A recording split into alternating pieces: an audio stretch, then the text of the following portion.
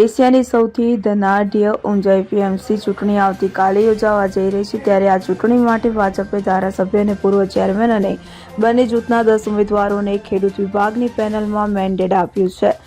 ત્યારે ભાજપે મેન્ડેટ જાહેર કર્યા બાદ ભાજપમાં ભડકાની સ્થિતિ જોવા મળી રહી છે. ભાજપ દ્વારા મેન્ડેટ ન મળતા અનેક લોકો નારાજ થયા છે, જેથી હજુ પણ ઘણા ઉમેદવારો એવા છે કે જેઓ ભાજપે મેન્ડેટ જાહેર કરી દીધા બાદ મેન્ડેટ ન મળવાથી નારાજ થયા અને તેઓ પોતાનું ફોર્મ પાછું ખેંચી રહ્યા નથી. ત્યારે ભાજપ આવા ઉમેદવારો સાથે શિસ્તભંગના પગલાં લઈ રહી છે કે જેના અનુસંધાને એપીએમસીની ચૂંટણીમાં ઉમેદવારી નોંધાવનાર ઊંઝા શહેર ભાજપના મહામંત્રી દીપક પટેલને ભાજપ દ્વારા હોદ્દા પરથી દૂર કર્યા છે. મળતી માહિતી અનુસાર ઊંઝા શહેર ભાજપના મહામંત્રીને હોદ્દા પરથી દૂર કર્યા છે, તો મહામંત્રી દીપક પટેલને જિલ્લા ભાજપ પ્રમુખ ગિરીશ રાજગોરે તાત્કાલિક અસરથી હોદ્દા પરથી દૂર કર્યા છે, જેમાં જણાવવામાં આવી રહ્યું છે કે દીપક પટેલ દ્વારા પક્ષના મેન્ડેટનો અનાદર કરવા બદલ કાર્યવાહી કરવામાં આવી છે, કારણ કે દીપક પટેલે ભાજપના મેન્ડેટ વિરુદ્ધ એપીએમસીની ચૂંટણીમાં ઉમેદવારી ચાલુ રાખી હતી. ત્યારે